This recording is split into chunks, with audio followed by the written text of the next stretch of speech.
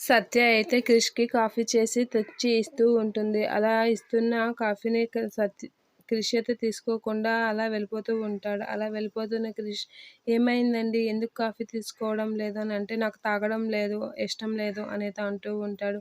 "ఇప్పుడు తాగరా? తాగడమే ఇష్టం లేదా? నేను చేసే కాఫీ తాగడం ఇష్టం లేదా? మీరు ఎప్పుడు ఏది చేస్తారో నాకు తెలుసు కదా" అని చెప్పి సత్య అయితే క్రిష్‌తో అంటూ క్రిష్ వెనకాతల అలా వెళ్తూ ఉంటుంది. అలా వెళ్తున్న సత్యని క్రిష్ అయితే ఇలా అంటూ ఉంటాడు.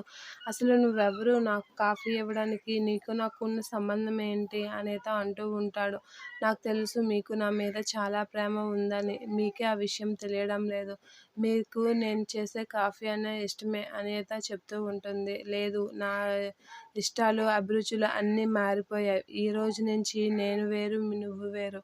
నువ్వు నేను ఇంట్లో అందరికీ భార్యాభర్తలా ఉన్నా నువ్వు నాకు ఈ రోజు నుంచి ఎవరో అపరిచితురాలివే" అనేది అంటూ ఉంటాడు. అలా అనగానే సత్య అయితే అలా షాక్ అయ్యి క్రిష్ కాసేపు చూస్తూ ఉంటుంది. "అవును, ఈ రోజు నుంచి నీకు నాకు ఎటువంటి సంబంధం లేదు.